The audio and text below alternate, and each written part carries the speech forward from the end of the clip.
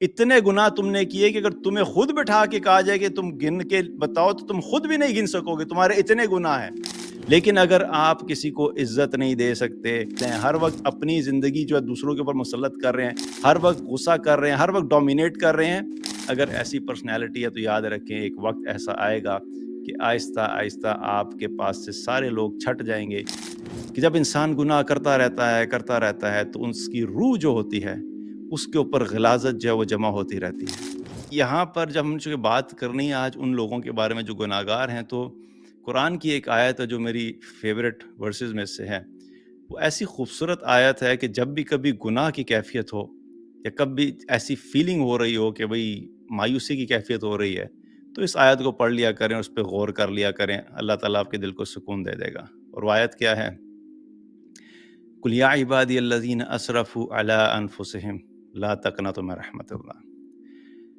اللہ سبحانہ تعالیٰ نے نبی کریم صلی اللہ علیہ وسلم سے فرمایا کہ آپ ان سے کہہ دیجئے، میرے وہ بندے جنہوں نے اپنی جانوں پہ ظلم کیا ہے، جنہوں نے گناہوں میں اپنے آپ کو ڈبو دیا ہے، جن کی زندگی میں صرف گناہ ہی گناہ ہے، کوئی خیر کا کام نہیں ہے، کوئی نیکی کا کام نہیں ہے، کیونکہ یہاں پر جو آیت میں جس قسم کے گناہگار کا ذکر ہو رہا ہے وہ والا گناہگار نہیں ہے جو کبھی کبھی چھوٹے گناہ کرتا ہے۔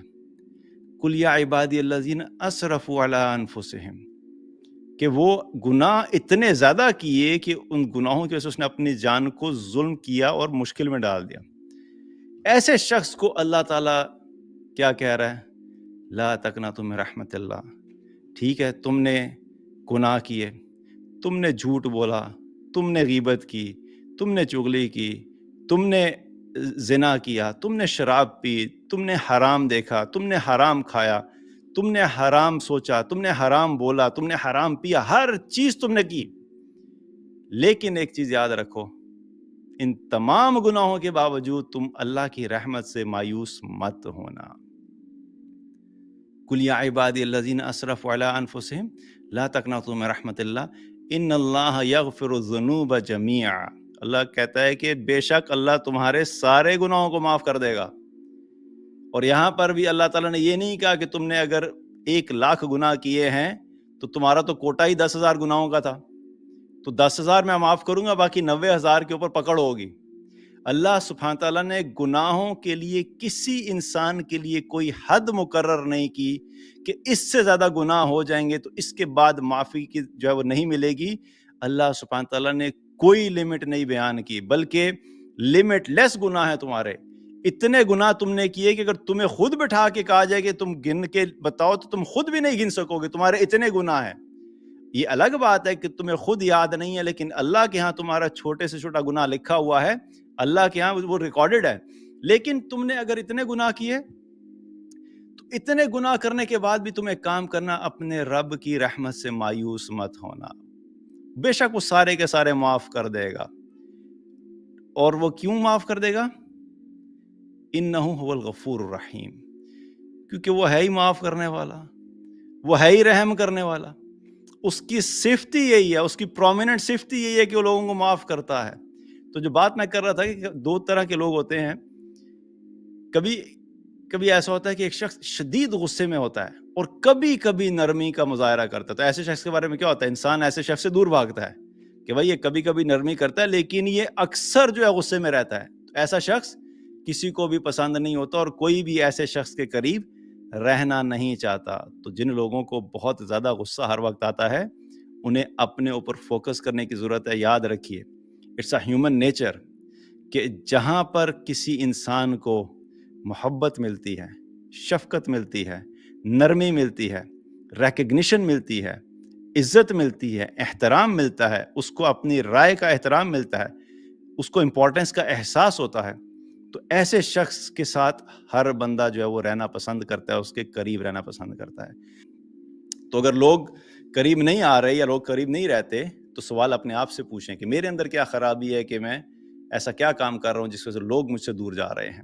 کیونکہ اچھے اخلاق والے کی مثال ایسے ہوتی ہے کہ جیسے جو ہے وہ پھول ہوتا ہے اور اس پھول کے اوپر ہر طرف سے شہد کی مکھیاں شہد کلیکٹ کرنے کے لیے آ رہی ہوتی ہیں، تو جب آپ اچھے اخلاق والے ہوں گے تو لوگ آپ کے ارد گرد خود آئیں گے، آپ کے پاس آئیں گے، آپ سے سیکھیں گے بھی، آپ سے محبت بھی کریں گے، آپ کی عزت بھی کریں گے۔ کیوں؟ آپ کے اچھے اخلاق کی وجہ سے۔ تو بہرحال اللہ کی جو صفت ہے وہ کیا ہے؟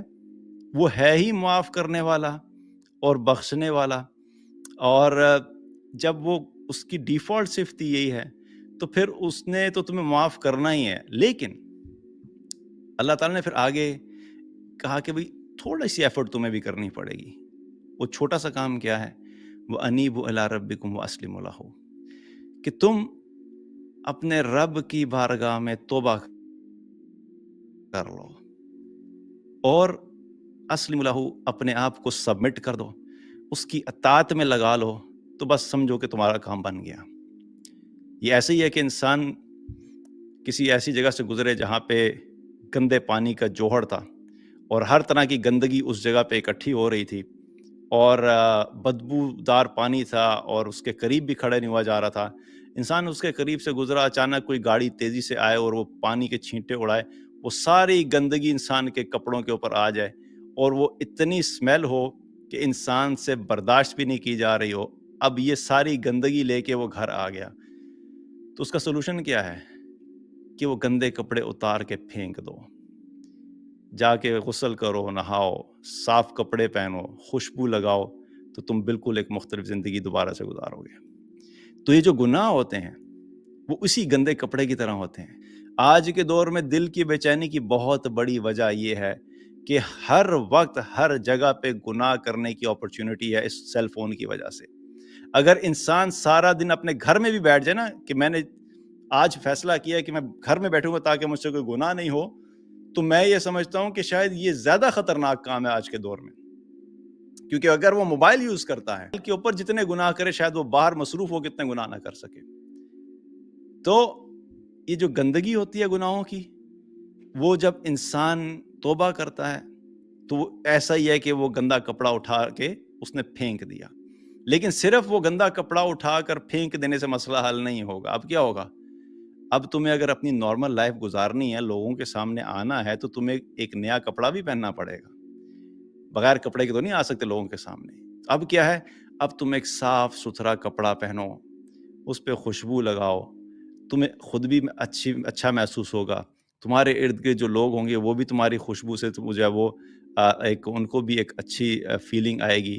تو نیکیاں جو ہیں وہ ایسی ہی ہیں کہ جب انسان گناہوں کو چھوڑ کے نیکی والی زندگی شروع کر دیتا ہے تو وہ جو گناہوں کی غلاظت اور گندگی تم نے اکٹھی کی تھی تم نے اتار کے پھینک دی۔ اب تم نے ایک نیا خوشبودار جوڑا پہنا ہے، وہ اللہ کی اطاعت کا ہے۔ اب تم نمازیں پڑھو، اب تم ذکر و اذکار کرو، اب تم نے جہاں جہاں پہ جس کے حقوق مارے تھے ان کے حقوق ادا کرو، رزق حلال کماؤ، اپنے آپ کو حرام سے بچاؤ، تو ایک ایسی زندگی شروع ہو جائے گی کہ جس کی وجہ سے اللہ بھی تم سے راضی ہوگا۔ تو یہ دو کام تمہیں کرنے ہوں گے، توبہ کرو پچھلی زندگی پہ، ان گناہوں کو اللہ معاف کر دے گا، اور نئی زندگی اللہ کی اطاعت والی شروع کرو۔ یہ دونوں چیزیں امپورٹنٹ ہیں۔ تو اللہ سبحانہ تعالیٰ یہ کن کو بتا رہا ہے؟ اپنے گناہگار بندوں کو ایک ایکشن پلان دے رہا ہے کہ جیسے بھی ہوا جو بھی ہوا چلو کوئی بات نہیں، لیکن اب تم نے آگے جو ہے نا تمہارا جو وے فارورڈ ہے وہ یہ ہے، تم کرو، تم اللہ کو جو ہے وہ بڑا بخشنے والا اور بڑا مہربان پاؤ گے۔